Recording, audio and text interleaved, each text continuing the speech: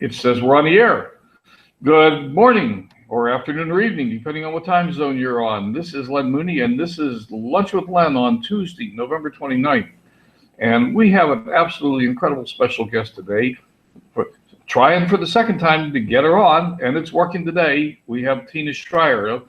Tina has over 40 years of experience in home-based business and bringing marketing solutions to people who are marketing. And I'm not going to try to tell you a whole lot about Tina. I'm going to let Tina tell you about Tina. And the topic we're going to be chatting about today is how to find lots of people to talk to from home. Right, Tina? Yes, and quick. And quick. Yeah. There we go. Yeah. So Tina, I'm going to basically tell you you've got the floor. I'm just going to let you go, and I may interrupt you with a question from once in a while, but let's charge on. Okay, thanks, Len. Thanks for having me on. Hi, everybody. We're really glad to have you. I have to tell you, this is my first time webinars on air. So anyway, I'm excited to be here. It's the first one that worked. No, it's the first one I've ever been on.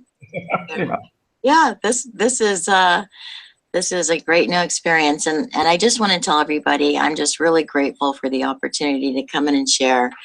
Ray Higdon told me early on when I came over to what I call this side of the fence, that to not share knowledge that you have with others is selfish. And anyway, so I do have 40 plus years background, 6 industries, so many jobs I can't even count, and they were all in sales and marketing. And so it was a great journey. I do have to say that network marketing tried to pull me in numerous times, and during those decades, if you will, because I kept getting better and better, higher stress sales jobs and recreating myself in many ways. I'll talk about that later. But anyway, network marketing did their best to pull me in so many times, and so I would be working really high stress jobs and tired, even as a younger person. And so I thought, well, this was before the internet, and I didn't know how to do it. I was one of those, if something didn't come naturally, or someone wasn't mentoring me, or I didn't know how to do anything, I would just try to find the smartest person, the most successful person, and I would just hang on to their coattail, and they couldn't get rid of me. And that's what I did in network marketing twice in Herbalife, a couple decades. But fast forward, in 2005, I had recreated myself one more time because the computer industry in the 90s experienced some huge issues. And I had a great manufacturer's rep job. And so in 2005, after I had gone to real estate school with a plan of becoming a realtor, I ended up getting recruited into a mortgage bank and helped to create Home 123. And unfortunately, in 2008, the meltdown, the bubble bursting. But in 2005, my father actually got a little nervous for me, and he said, "You better go online." And so I did. And anyway, I was recruited into a company to basically help launch online shopping. I was an online shopping pioneer. I became a director with the company, and we were taught, the old method of buy the leads and call the leads. And I was successful at it, and they kept telling me how great I was. But I, like most people, started thinking immediately, what can I do to, try to make this better and speed things up. So I got up to the $450 a month, and they said I was doing great and I was winning the cruises, but I was trying to replace a $40,000 to $60,000 a year job before 2008 because I knew that was going to happen, and it wasn't happening fast enough. So that's how I ended up in 2005 coming over to this side of the industry. And anyway, so Ray told me right away, you're already trained. And I didn't get it because I saw people trying to figure out how to do the lead capture pages, and it was tough. And, everybody, in 2005, what was going on. But I met some great people. I met my mentor, Diane Hockman, who I've been hanging around on her coattail ever since. And I'm so grateful for this journey and everybody I've met. I wouldn't trade being a marketer for any profession. I've had more wonderful relationships with peers than I think most people in a lot of industries. And so anyway, the topic today that I want to share on, and I finally had the light bulb moment of what Ray was trying to share with me, and also Diane. And they kept saying, if you'll just do what you already know how to do. And I had left that company, so I didn't have a network marketing company. I tried a few companies, I won't mention names, but they just weren't a good fit for me. And so I joined MLSP in 2008 when they first started, and I just kept learning and I kept learning. And I also kept praying, literally, that the right opportunity would find me, because jobs always found me, opportunities always found me. So my light bulb moment actually has been progressive, but the other day when I was sharing with a friend to try to help her, and this person, I won't mention any names, doesn't live in a town or city where she can go out and go to meetups or get out of the house. And some of us, a lot of us, live in places where, we are just not around a lot of people, to go out and network with. It can be drives and commutes, and some people just want to work at home as quickly as they can. So I had this light bulb moment, and I was a manufacturer's rep, and when they hired me, they gave me a desk and a phone. And I had a product line. That product line happened to be PC monitors. No one told me how to do it, the job. I had never done the job before. They called it inside sales, and they handed me, basically a little placard that said, here's your IT guys if you have problems with your computer. Here's the marketing department. Here's your sales manager's extensions. And,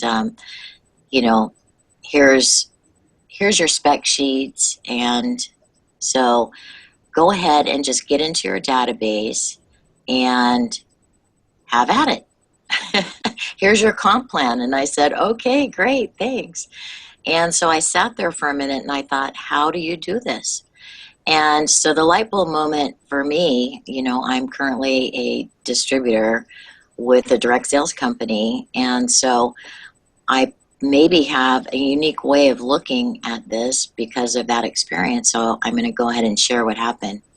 So I basically looked at the spec sheets, and they were PC monitors. And I just want you to know that I was able to sell a whole bunch of these and win awards without knowing how to adjust them or even set one up.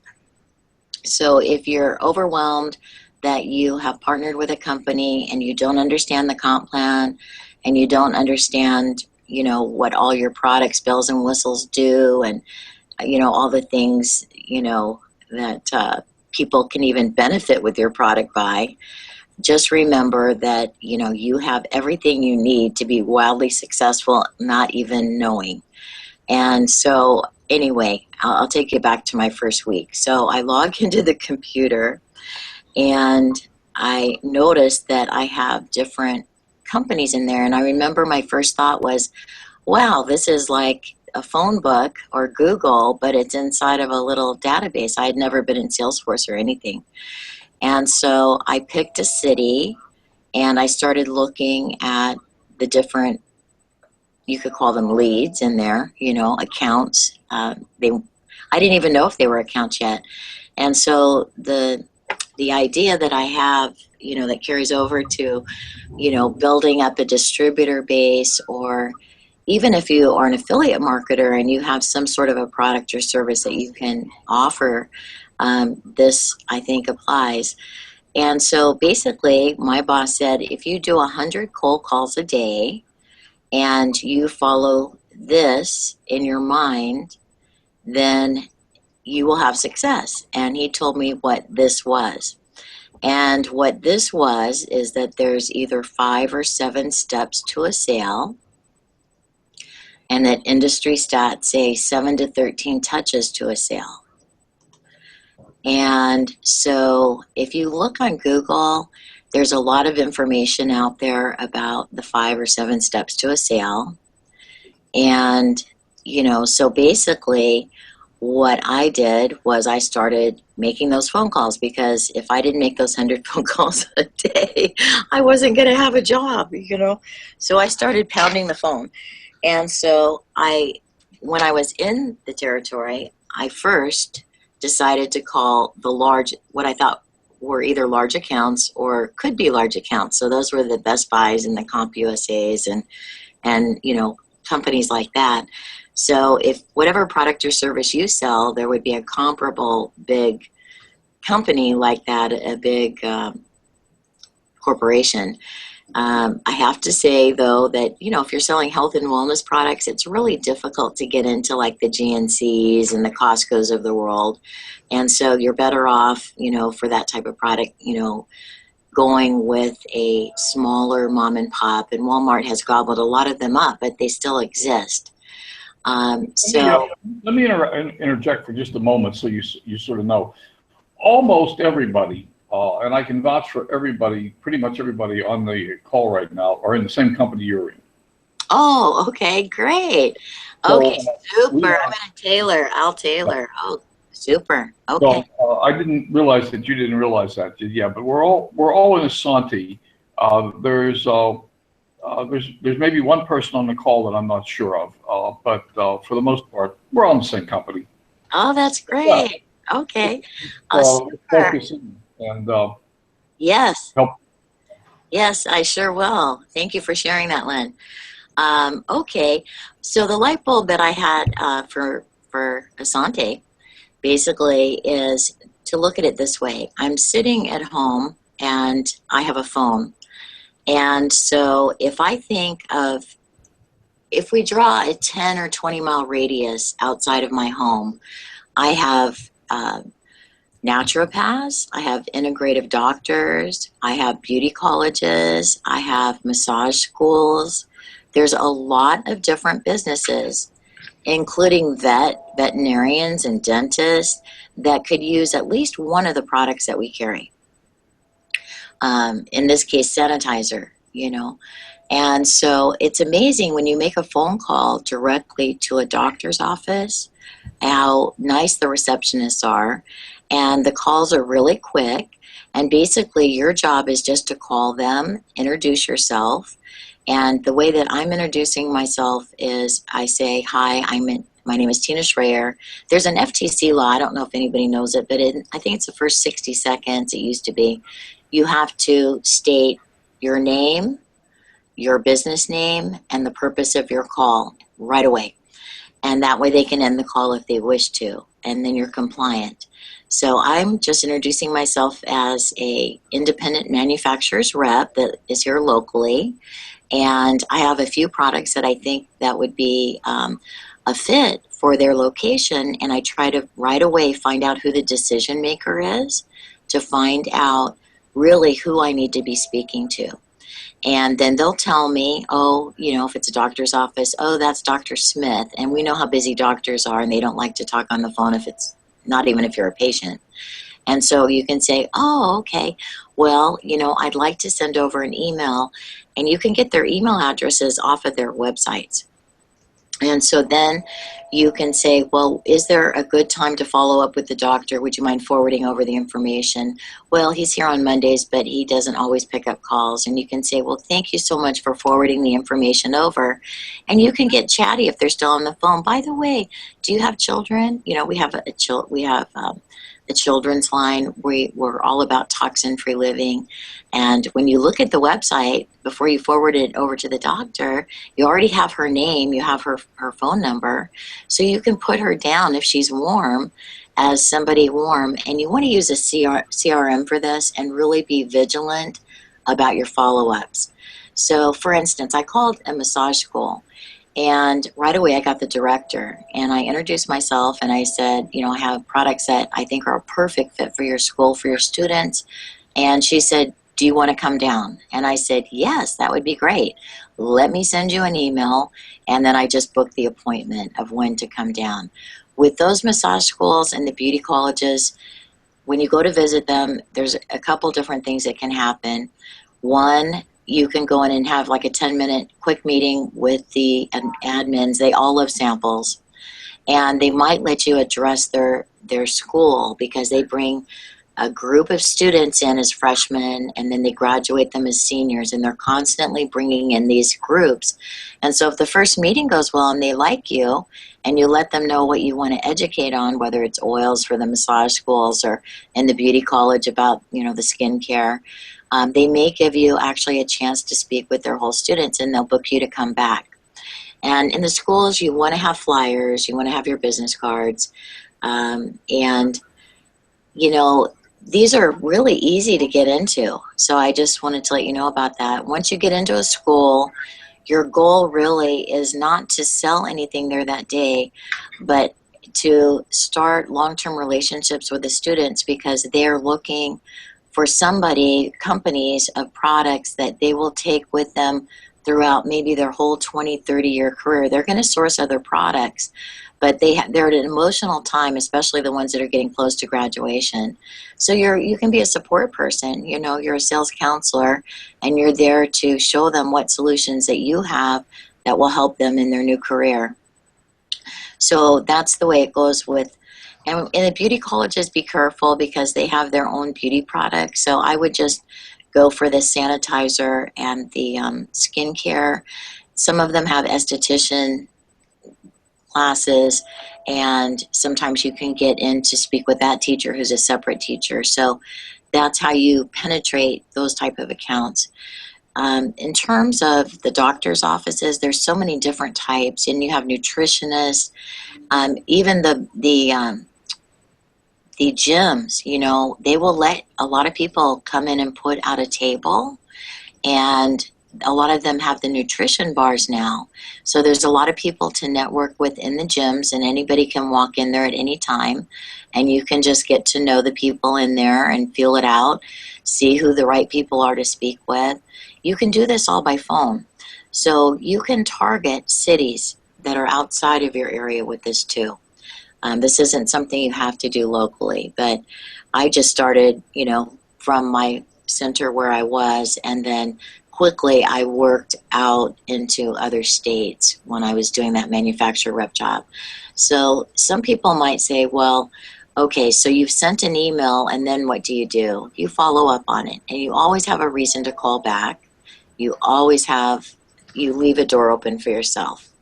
Thank you so much for your time, and I will be calling you back. What's the best day for me to call back to make sure that the doctor got that okay, or that the email came through? We know emails aren't being delivered the way that they used to. So you always have a reason to go back, whether it's a new product, a new sample, some reason you want to show up and pass out the Power Pops, whatever it is that you have.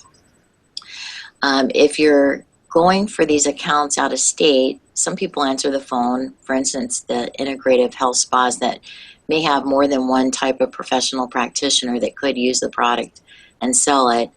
They might say, we love samples. When are you coming down? And here you are in another state.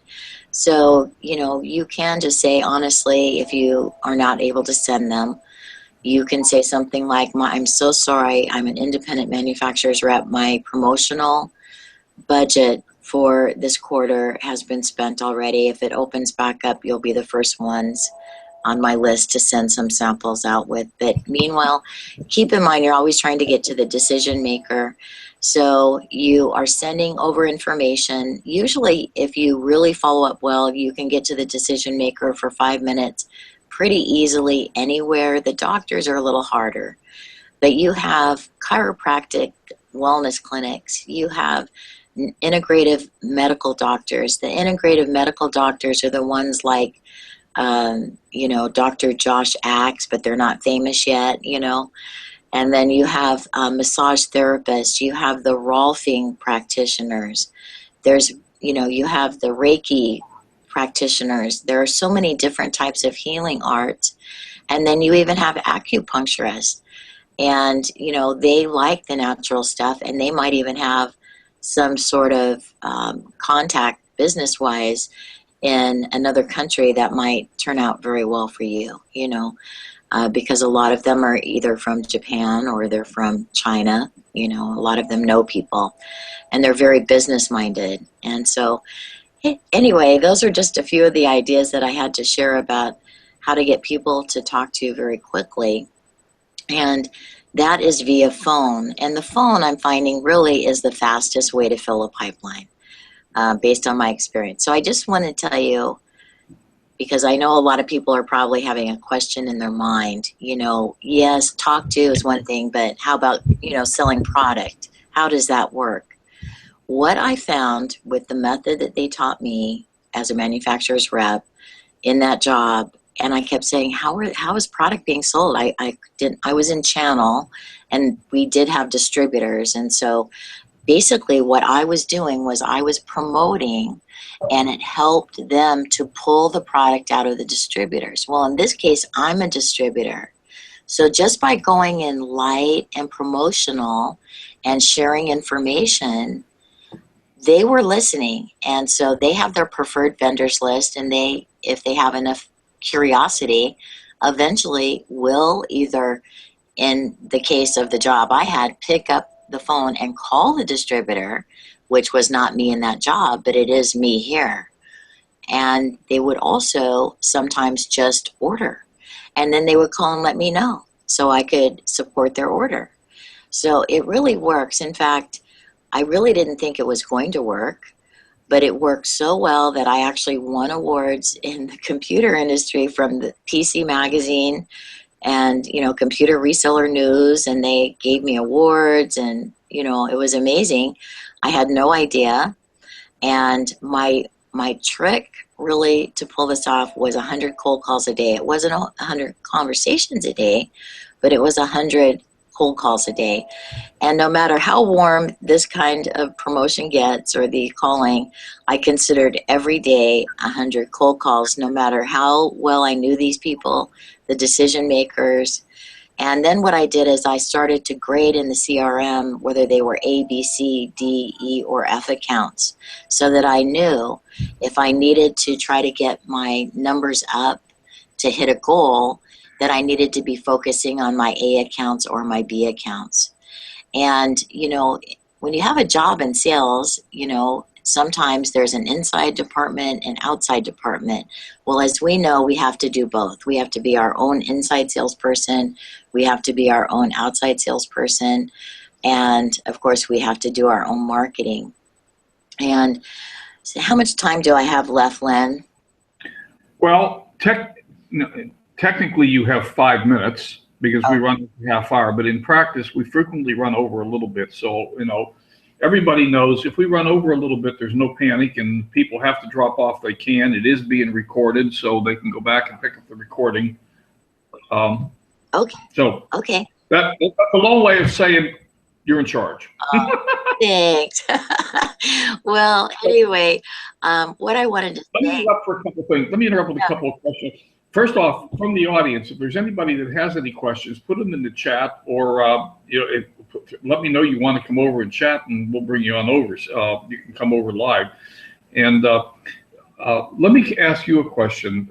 So most of what you're talking about now is really focused at finding people to sell product to. How does that translate into building it online and building an organization for yourself, or does it? Is that a different activity? Well, actually, I call this leading with product.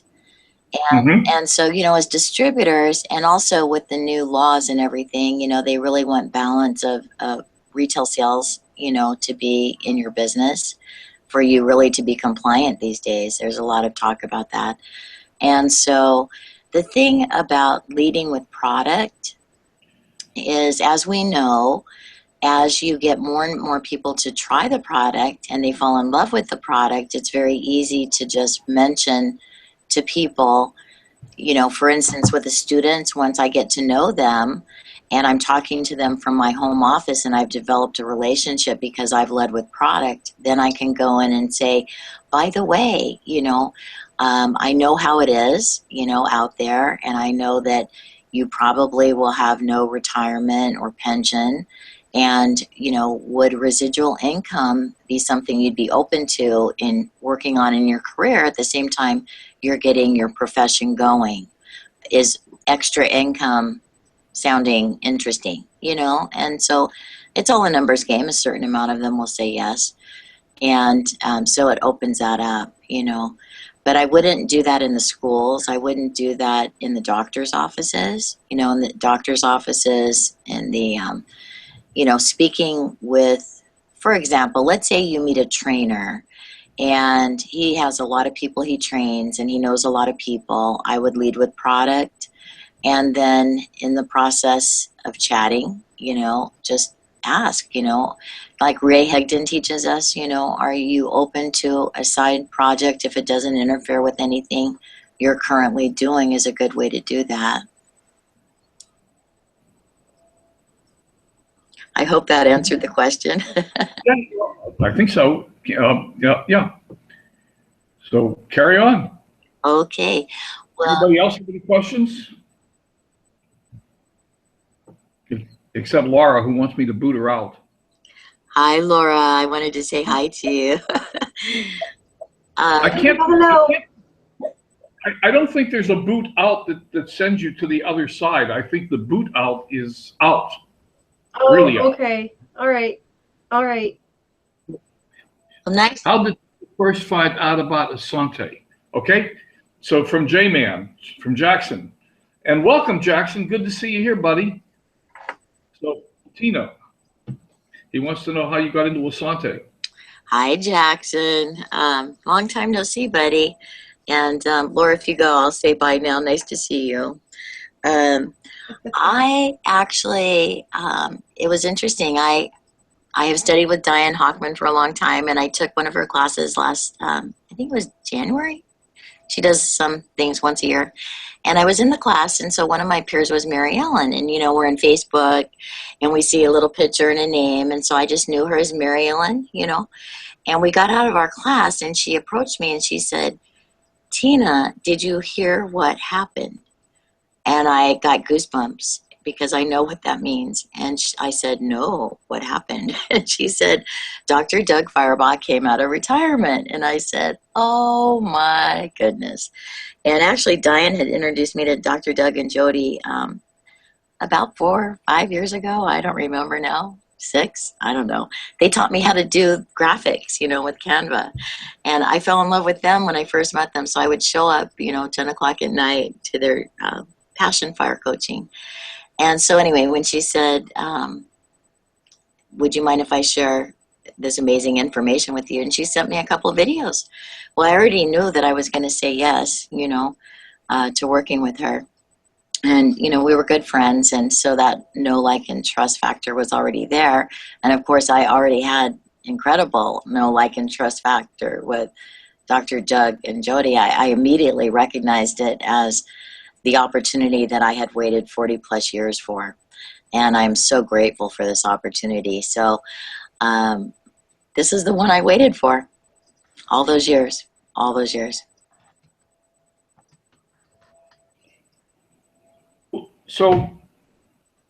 So many people find that the telephone weighs 10 tons. Classic, the elephant in the room, the telephone. Yes. How do we help people get past that fear? Well, I have to say that, and people won't like hearing this, but the fastest way is to get a part-time telemarketing job. And I know they won't enjoy. I know they won't enjoy hearing that at all. But in just about 3 or 4 weeks, you can get over massive fear of phone. But the other way, it's like anything else, Lynn. It's like when we were learning how to ride a bike, we were afraid to get on the two-wheeler. And so, but we did it anyway. And so, we need training wheels for our telephone. Well, I guess what I'm trying to say is the only way to overcome fear of doing something is to keep doing it and getting support while you're doing it and get better and better at it, get guidance to do it. But I mean, most of us just hopped on a two-wheeler and just took off and fell down. but we overcame the fear. We just hopped on the bike and so it's the same thing with phone, but I think that a lot of times what helps, corporate, when I trained people, and I was always a trainer, whether it was the airlines or whether it was, telecom, AT&T, whether it was, cable, whether it was, the computer monitors, whether it was mortgage, loans, regardless, I trained in all of them. And so what I would do, actually, and this is very helpful, if you're an upline that is not afraid of the phone, and you can start making calls, and you get, you can even have your training wheels on while you do it, and you can start recording your calls. You can reach out to somebody like me, and I'll share some recordings with you of verbiage. And then you kind of get the hang of how quick and easy it is to get somebody on and off the phone, and then for them to say, okay, go ahead and send some information. And after you first learn how easy and quick that is, big sigh, breath out.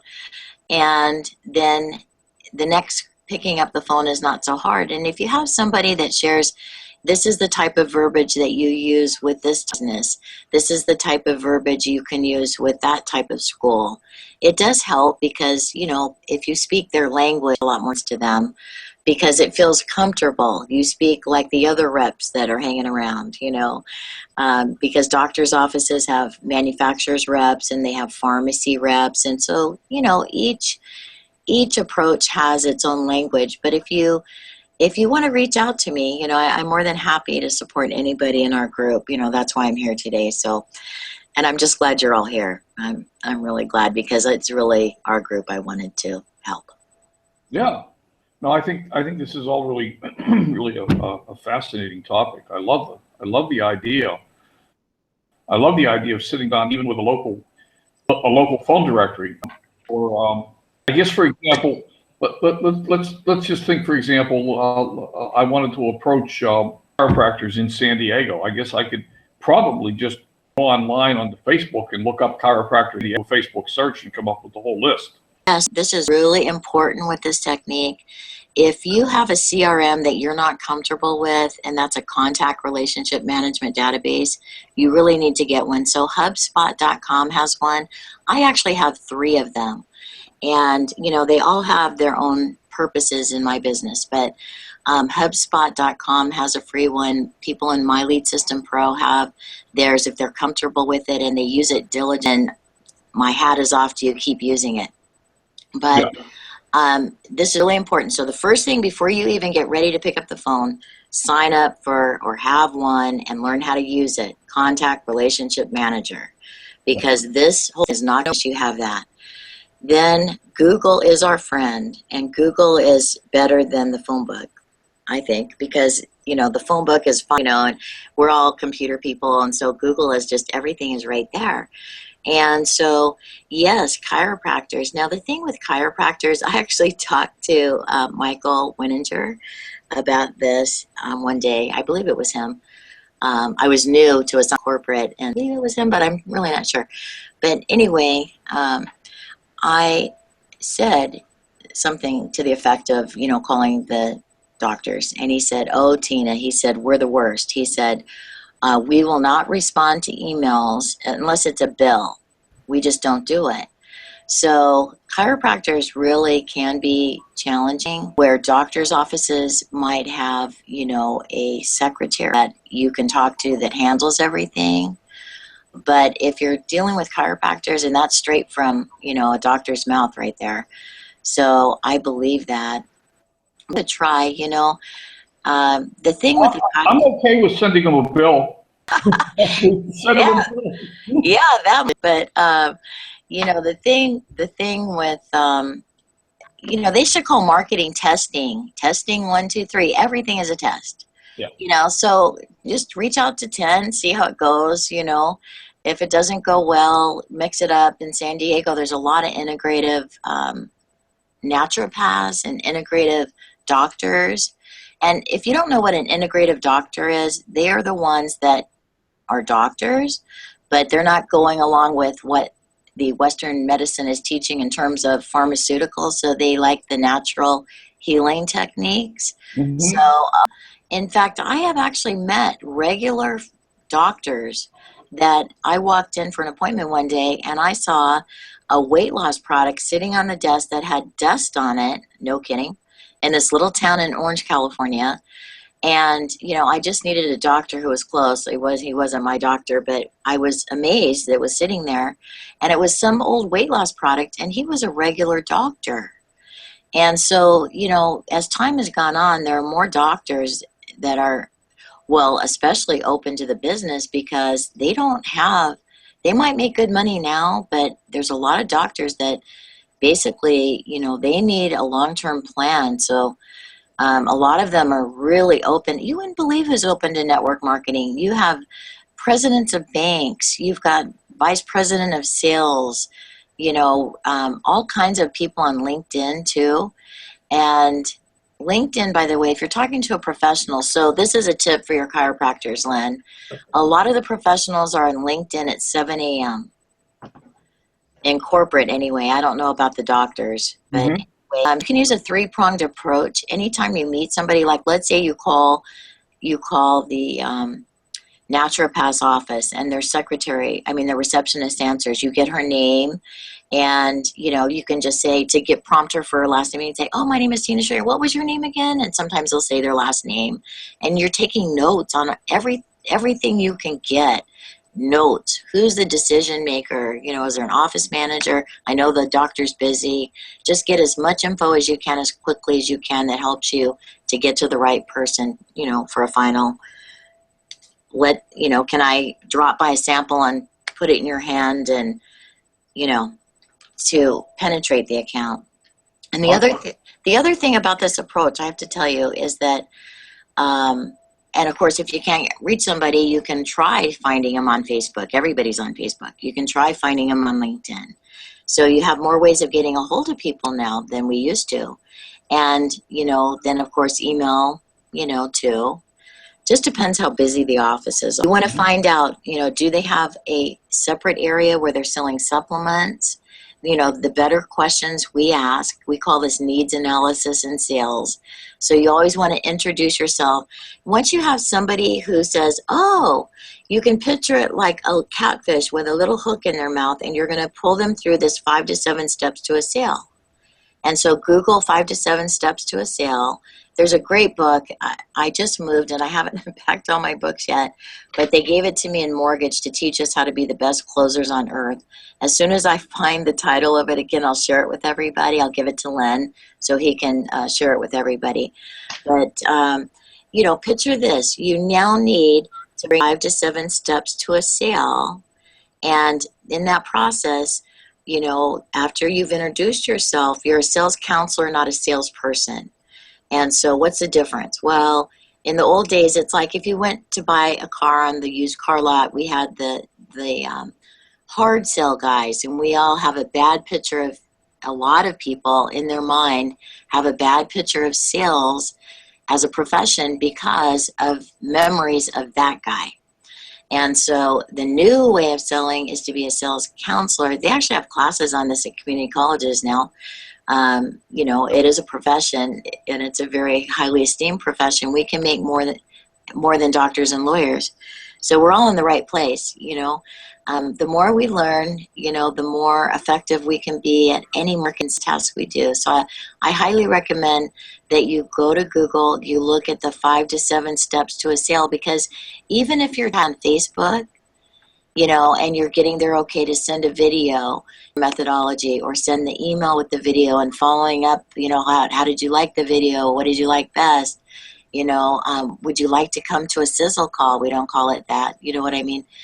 We're pulling them through this process. Mm-hmm. And so no matter what marketing method you're using, this is really what you're doing.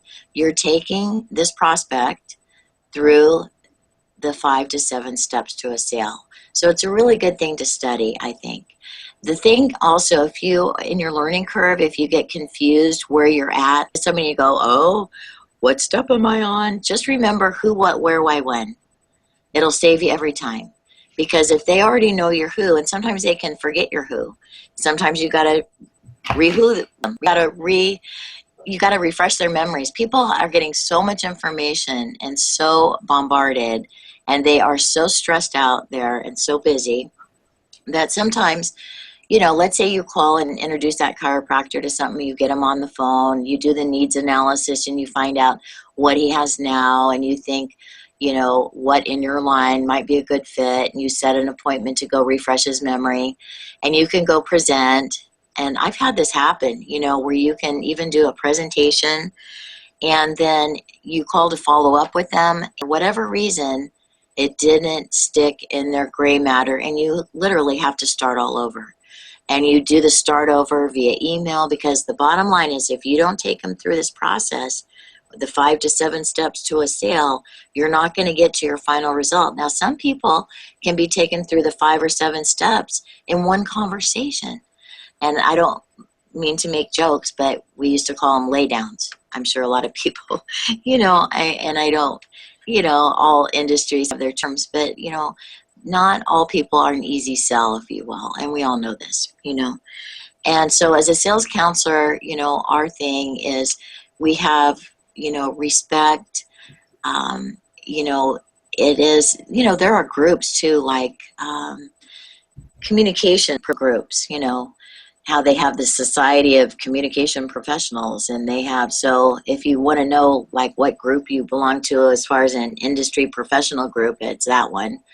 And so that group, just like Chamber of Commerce that gives different kinds of, business, and Small Business Administration gives free classes and stuff. So there's a lot of free classes, that you can go out and visit. And it's a good place to network with, the term like-minded people, because other people are business people. And then keep in mind too, back to, here's my desk and here's all the businesses around me, what's around me.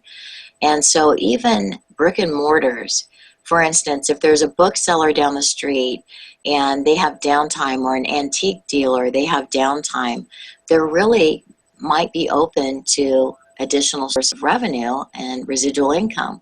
So we're not supposed to, count anybody out. So there are a lot of people to talk to real close. And the easiest way with those kind of people, for instance, I have, antique stores here. I can just call and say I'm looking for something and go visit them, and then have flyers and business cards in the car. So we're always, they used to talk about the 3-foot rule. So it's just, if you're close enough to go do this in person, face to face, eye to eye, but a lot of it, you can run so much faster on the phone. It's amazing. So much faster. Awesome. Hey, well, this has been a lot of fun. This is a great session. I think we're probably reaching a point where we should consider wrapping it up. Now, you had mentioned to me that you had like 3 different topics. We picked one for today. Actually, I have a lot of topics. If anybody wants to learn anything specifically, if I don't know the answer, and remember this as you're going forward, if you ever get asked a question and you don't know the answer to it, just say, that is a great question, and I'm not sure I can do that question justice. So I will be able to find out that answer, and I'll get right back to you as soon as possible. So anyway, if anybody has any topics that they are interested in knowing about, I do have a lot of general knowledge, and I do have specific knowledge, but I have access to a training library that goes out back to 2008. So if anybody wants to learn anything specifically, reach out to me on Facebook, and I will find a way to make sure you get the information one way or another. If you have any specific questions about anything, we had talked, Lynn, about, some people who used to call are asking about leads. And so I do have a resource that might be beneficial to everybody. It's called MLM Recruit on Demand, and it was put together by a leader in network marketing. And for a one-time fee, he will give you unlimited leads, and these people are known to either be in network marketing or have been in the past, with a very easy way of calling them. Now, a lot of the numbers are disconnected. A lot of the numbers voicemail, no callbacks, but you can get lucky there and meet somebody that has a team. A lot of the companies have gone out of business. You might run into a leader that still has a team that's looking, maybe they had to move, not crazy about, and they would just love ours better. So, if you just even make 10 phone calls a day and mark them, when you get to 100, he'll give you 100 more. It's a great deal. He also has another option where he can help you get your phone to ring. I won't talk about that now. But if you want more information on that, and I'm on Facebook, I'm here all the time. I came actually to Facebook in 2007 to meet everybody and to be here as a connector, to meet all my peers, all my marketing friends that I didn't know. And it's been such a wild ride. But I'm here on Facebook. It's my virtual office. I'm here from about 6 a.m. usually until 10, 11, 12 p.m. about 7 days a week. So and here's my telephone number if that's helpful. Call me anytime. But it's actually easier because we're all on the phone. We're busy. If you reach out to me and just add me, or shoot me a little message on Facebook and just say, it's a good time to chat. And I'm just so available for everybody. I love you guys. I've always loved the industry, regardless of what side of the fence I was on. And I look forward to being any honest that I can. And if I don't know the answer, I really know who does. Can you see the chat? You know what? I had to check to see if I had any messages. I apologize. Oh. I'm always checking my messages, but I can't. The chat, let me see. Well, Jackson is asking, how many people have you recruited using that tool, Tina? And presumably that tool means Recruit on Demand. Well, the gentleman who introduced it to me, and this is probably the learning curve that a lot of people have with it. I know it's been mine. I made a bunch of calls. I got disconnected numbers. The same thing happens when you buy MLM leads, But I had success with MLM leads, from 2005 to 2010. It was slow, though. And so, not calling leads in all these years, I, like everybody else, got frustrated with, not any results. And then, lo and behold, I would get 4 people who answered the phones and had some nice conversations. I have not, however, recruited anybody yet. But, the best thing I can say is that there are so many resources that we have available to us, and some people love them. The gentleman who actually shared it with me has recruited 2,500 people onto a team just using that and not the upgraded version. And he does trainings where he gets other people to come on, leaders, that are in his group, and they share about how they were able to, because you get better and better with his scripts that are proven to work. And he does his own training specifically for that particular resource. And so I actually was introduced to it by Rex Harris. I don't know if you know him. He's a pastor like Dr. Doug is. And Rex has been around a long time. He's a leader and a trainer. And he trains, from his heart and really cares about his people. And he was the one that introduced that to me. So you can't, unfortunately, upload a CSV file to an auto dialer. If we could do that, if we could get in CSV form or transfer it to CSV form and upload it to an auto dialer, that would be. But it's just another one of those resources, and I have to tell you, I'm not a hotshot recruiter. The reason that I'm here and I'm learning from Doug and Mary Ellen is because I desire to be. So it's like with anything else with me, when I had to recreate myself in sales and marketing, I always found a mentor who was really good at what I wanted to learn to do. And then they taught me and I practiced, and eventually I was successful at it. And I know this will be no different. So I'm really looking forward to that. But, at this point, and no matter what, I think we're always students, no matter, and that's what I hear from the top too, Diane Hockman and people that I love much. We always are learning, and it's always a learning curve. And so sometimes quickly, sometimes slowly, but we'll get there. We just keep, Absolutely. All right, well, let's wrap this up for today. I think we're way past our half hour. Really, really appreciate you coming on. I think it was a very informative session. Awesome, Tina. And we'll be talking again. So, Thank you so much. With okay, cool. feedback from you, maybe we can just keep this going. Yeah. All right, very good. All right. Thanks, Tina. I'm gonna hit stop broadcast. All right, everybody. Thank you all for coming today. Glad you could be here. Debbie, J-Man, Robert, Chris, Laura, thank you. And there was a couple other people that have gone away. Bill Moore was here, etc. So thank everybody for coming. And don't forget, we are doing Digging for Gold at 5 o'clock today. And at 6 o'clock today, I'm doing the corporate webinar. So show up and heckle me. I'll talk again later. Bye for now. Bye.